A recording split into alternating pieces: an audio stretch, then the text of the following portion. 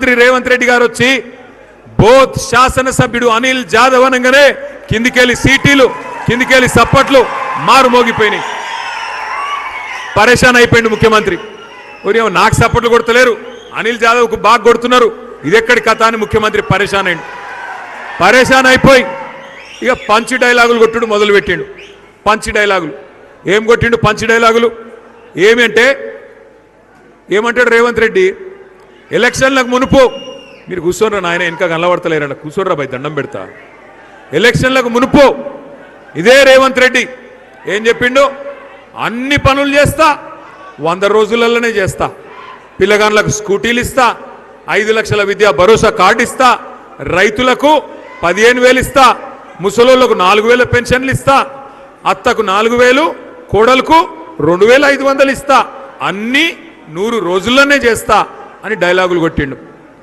అయితే మొన్న అనిల్ జాదవ్ గారు మరి వివిధ సభల్లో అడుగుతున్నాడు, ఏమాయ ముఖ్యమంత్రి గారు 6 గ్యారంటీలు అంటివి, 420 హామీలు ఇస్తేవి, 3 నెలలు అంటే 100 రోజులనే చేస్తా అంటివి, ఏమైందయ్యా అని అడిగితే బోత్లో రేవంత్ రెడ్డి గారు చెప్తున్నాడు, సోయి కూడా లేదు ముఖ్యమంత్రి అని. ఏమంటున్నాడు? 100 రోజుల్లోనే ఎంత కండలు తిరిగిన పైల్వాన్ అయినా 100 రోజుల్లోనే పిల్లలు పుట్టిస్తాడా? ఒక ముఖ్యమంత్రి నోట్లకెళ్ళి వచ్చే మాట నేను ఇది మనకు తెలియదా? పిల్లలు 3 నెలలకు పుట్టారని మనకు తెలియదా? ముఖ్యమంత్రి మాట్లాడుతుండు, 3 నెలలనే పిల్లలు పుడతారా? కండలు తిరిగిన పైల్వాన్ ఉంటే కూడా అని మాట్లాడుతుండు. నేను అడుగుతున్నా రేవంత్ రెడ్డి, 3 నెలల పిల్లలు పుట్టారు మాకు కూడా ఎరికే, కానీ 3 నెలలు కాదు మరి 30 నెలల పుట్టకపోతే నిన్నేమనాలరా? ఏమనాలే? 30 నెలలు అయిపోయింది కదా, సగం టైం అయిపోయింది కదా. ఇవాళ రేపు మా పిల్లలు మా బోతులో హుషారున్నారు పిల్లలు. ట్రైలర్ చూడంగానే చెప్తారు సినిమా హిట్టా ఫట్టా, ట్రైలర్ చూసి చెప్తారు సినిమా హిట్టా ఫట్టా. అన్నం ఉడికిందా లేదా తెలుసుకున్నందుకు ఒక చిన్న మెతుకు చాలు మా వాళ్ళకు హుషారు. మరి నీదేమో సినిమా ఇంటర్వెల్ దాకా అయ్యేపాయ, ఒడిచిపోయింది సినిమా, 50% అయిపోయింది. అందరికి అర్థమైపోయింది కాంగ్రెస్ కేల్ ఖతం దుకాణం బంద్, అందరికి అర్థమైపోయింది. ఎప్పుడు ఎలక్షన్ వస్తుందా, ఎప్పుడు క్యాలెండర్ మారుతుందా, ఎప్పుడు మళ్ళీ కేసీఆర్ వస్తాడా, ఇది తెలంగాణలోని ప్రతి బిడ్డ ఇవాళ ఆలోచన చేస్తూ ఉన్నది. మీరు ఒక్కటే యాద్ చేసుకోండి, ఇక్కడికి వచ్చిన మా అన్నలు తమ్ముళ్ళు ఒక్కటి గుర్తు తెచ్చుకోండి, కేసీఆర్ ఉన్నప్పుడు ఇటువంటి యూరియా సమస్య ఉండేనా? ఒక్క ఫోన్ చేస్తే మన ఆటో అన్నకో ఆటో తమ్మునికో కళ్ళం కాడికొచ్చి పొలం కాడికొచ్చి బంగారం వలే యూరియా బస్తాలు వేసిపోతున్నాయి. కరెక్టా నేను చెప్పేది కాదా? ఒక్క ఫోన్ ఆటోని ఫోన్ చేస్తే అసొంటిది ఇవాళ ఏంది పరిస్థితి? అదేదో యాప్ తెచ్చిండ్రు. యాప్ ఏం యాప్? అసలు షాపులో ఉంటే కదా యాప్లో ఉండేది, షాపులోనే లేకపోయా యూరియా, యాప్లో ఆడికెళ్ళి వస్తుంది. అది సమస్య. వీళ్ళకి తెలివి లేదు. ఆఖరికి రైతులకు సంచులు సప్లై చేసే తెలివి కూడా లేదు, బార్దానిచ్చే తెలివి లేదు. ఉన్నదా? సుతిలు లేదు, బార్దాన్ లేదు, సంచులు కూడా లేవు. అయితే మొన్న అనిల్ అన్న ఏం చేసిండంటే, అవి ఏమో సంచులు ఎందుకు దొరుకుతలేవు రాబాయ్ అని చెప్పి ఎంక్వైరీ చేసిండు. సంచులన్నీ ఆడిపోతున్నాయంటే ఎరికేనా? ఏడిపోతున్నాయి? ఢిల్లీకి పోతున్నాయి. నిండా పైసలు నింపి దోసుకున్న సొమ్మంతా ఢిల్లీకి పోతున్నాయి పైసలు. రైతులకు ఇయనికి పైసలు లేవు. రైతు బంధు 3 సార్లు ఎగ్గొట్టిండు ఇప్పటికి సిగ్గులేని రేవంత్ రెడ్డి. ఒకసారి కాదు, 2 సార్లు కాదు, 3 సార్లు ఎగ్గొట్టిండు. ఏమి చెప్పిండు ఎలక్షన్లకు ముందు ఏం చెప్పిండు?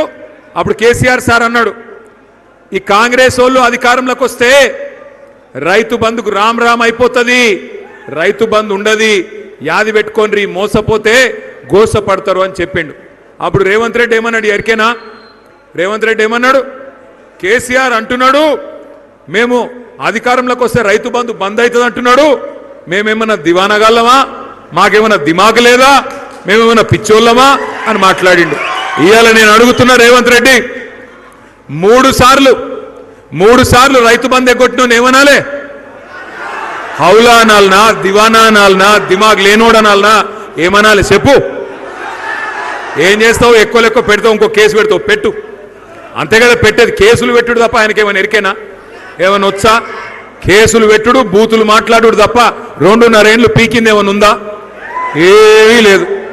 గట్టిగా అడిగినావు అనుకో, ఏమైనా రేవంత్ రెడ్డి మా ఆడపిల్లలకు 2500 ఇస్తాను కదా ఏమాయంటే నీ లాగుల తోండలిడిచి పెడతా. ఏమైనా రేవంత్ రెడ్డి రైతు బంధు ఎప్పుడేస్తావంటే నీ గుట్లు వీకి గోటీలు ఆడతా. ఏమైనా మరి మా పిల్లగాళ్ళు ఎదురు చూస్తాను 2 లక్షల ఉద్యోగాలు ఎప్పుడు ఇస్తావా అంటే నీ పేగులు తీసుకొని మెడలేసుకుంటా. పేగులు మెడలేసుకునేది నాకు అర్థం కాదు. నువ్వేమైనా బోటి కొట్టేటోనువా? బోటి కొట్టేటోడు అయితే పేగులో మెడలేసుకుంటాడు. నువ్వు ఏమిటిది? ముఖ్యమంత్రివి. ముఖ్యమంత్రి తిరిగి మాట్లాడాలి. సిగ్గులేని మాటలు. ఒకటి యాద్ చేసుకోండి, ఇవాళ రేవంత్ రెడ్డి తీసుకున్న నిర్ణయం మొత్తం రైతాంగానికి ఒక శాపం. ఇక్కడి నుంచి కొనడట, ఆయన గింజలు కొనడట, వడ్లు కొనడట, మీరు వండించే జొన్నలు కొనడట, శనిగలు కొనడట. మోడీ ఎంత కొనమంటే గంతే కొంటాడట, మీదికెళ్ళి కొనడట. అంటే నువ్వు ఎకరానికి 40 క్వింటాలు వడ్లు వండించినా ఒకవేళ మోడీ గారు రేపటి రోజున కోటా 10 క్వింటాలే అంటే 10 కొంటాడట, మిగతా 30 నువ్వు బయట అమ్ముకోవాలి. ఇవాళ నిన్న తీసుకున్న నిర్ణయం అది. మరి ఊకుందామా మరలబడదామా? నేను ఇప్పుడు పున్న గ్రామంలో కూడా చెప్పినా, మీకు కూడా చెప్తున్నా, రైతులను చూస్తున్నా నేను కొనుగోలు కేంద్రాలలో కాళ్ళు పట్టుకుంటూ పోయి ఆఫీసర్లు, అయ్యా కొనండి అయ్యా అని. కాళ్ళు పట్టుకున్నాడు కాదు, కాలర్ పట్టుకోండి. కాంగ్రెస్ వల్ల గల్లా పట్టుకుని అడగండి ఎక్కడ పోయింది, నువ్వు చెప్పిన బోనస్ ఎక్కడ పోయింది అని అడగండి, నువ్వు చెప్పిన కొనుగోలు కేంద్రాలు ఎక్కడ పోయినాయి అని అడగండి. నీ వల్ల, నీ ప్రభుత్వ అసమర్థత వల్ల రైతులు ఆత్మహత్య చేసుకునే పరిస్థితి ఎందుకు వచ్చిందని అడగండి. వదిలిపెట్టం రేవంత్ రెడ్డిని. నువ్వే కదా 15 రోజుల కింద చెప్పినావు చివరి గింజ దాకా కొంటా అన్నావు. ఇవాళ ఏమైంది మరి? చివరి గింజ దాకా కొంటా, మోడీ మెడలు వంచుతా, నేను మోడీని ఇది చేస్తా అది చేస్తా అని తొడలు కొడుతీవి. ఇవాళ ఏమైంది అని అడుగుతున్నా. కాంగ్రెస్ కు 8 మంది ఎంపీలు ఉన్నారు. మీ ఆదిలాబాద్ లో కూడా బీజేపీ ఎంపీ ఉన్నాడు. 16 మంది ఎంపీలను నేను అంటా ఉన్నా. కాంగ్రెస్ ప్రభుత్వానికి రాష్ట్రంలో ఎంత బాధ్యత ఉందో 16 మంది ఎంపీలు మీకు కూడా అంతే బాధ్యత ఉంది. కేసీఆర్ ప్రభుత్వం ఉన్నప్పుడు కూడా మోడీ ప్రభుత్వం మేము కొనము, వడ్లు కొనమంటే మొత్తం కేబినెట్ మేము ఢిల్లీ పోయినాం. కేసీఆర్ సార్తో సహా మంత్రులు, ఎమ్మెల్యేలు, ఎమ్మెల్సీలు, ఎంపీలు అందరం ఢిల్లీ పోయి ధర్నా చేసి ప్రభుత్వం మెడలు వంచి కొనేటట్టు చేసి వచ్చిన నాయకుడు మగాడు మనగాడు మన నాయకుడు కేసీఆర్. ఇవాళ ఉన్న ఎంపీలు 8 మంది కాంగ్రెస్ వాళ్ళు, 8 మంది బీజేపీ వాళ్ళు. మీకు కూడా జిమ్మేదారు ఉన్నది. రేవంత్ రెడ్డి తప్పించుకుంటా అంటే ఆయనని ఇడిచిపెట్టాం, ఎంపీలను కూడా ఇడిచిపెట్టాం. మీరు గెలిపించింది ఆదిలాబాద్ ప్రజలు. బీజేపీ ఎంపీని ఇక్కడ తప్పకుండా నిలదీయాలి, అడగాలి. ఏమయ్యా కొనడట మోడీ, ఎందుకు కొన్నాడు రేవంత్ రెడ్డి వడ్లు, ఎందుకు కొన్నాడు జొన్నలు, ఎందుకు కొన్నాడు కందులు, ఎందుకు కొన్నాడు సోయా? కేసీఆర్ ఉన్నప్పుడు కొన్నాడు ఎట్లా, ఇప్పుడు కొన్నాడు ఎట్లా అని గట్టిగా నిలదీయాల్సిన బాధ్యత మన మీదనే ఉన్నది. నేను ముగించే ముందు మీ తరఫున చెప్పేది ఒకటే, ఇది రైతు బంధు ప్రభుత్వం పోయింది, ఒక రాబంధు ప్రభుత్వం వచ్చింది. ఈ రాబంధు కాంగ్రెస్ ప్రభుత్వం వచ్చింది. కాంగ్రెస్ అనేది కరోనా కంటే డేంజరు, ఇది ఊర్లలో చెప్పాలి. కరోనా అప్పుడు కూడా కేసీఆర్ గింజలు కొన్నాడు, వడ్లు కొన్నాడు, అన్ని కొన్నాడు. కానీ ఇలా కరోనా కంటే డేంజర్ కాంగ్రెస్ కాబట్టే వాళ్ళు కొంటలేరు. రైతును సంపే ప్రభుత్వం వచ్చింది. అందుకే నేను అనేది మిమ్మల్ని ఒకటే, రైతును రాజు చేసే కేసీఆర్ నాయకత్వం మళ్ళా రావాలంటే మనం గట్టిగా నిలబడాలి. మీకు ఒక చిన్న ముచ్చట చెప్పిపోయేందుకే నేను ఇక్కడ దాకా వచ్చిన. ఈ నెల 25వ తారీఖు నుంచి మరి ఎస్ఐఆర్ అనే కార్యక్రమం కూడా చాలు అవుతున్నది. ఎస్ఐఆర్ అనే కార్యక్రమం చాలు అవుతుంది. జర గడబడి చేయకూడదు ప్లీజ్. ఒక్కసారి నేను మీకు చూపెట్టే ప్రయత్నం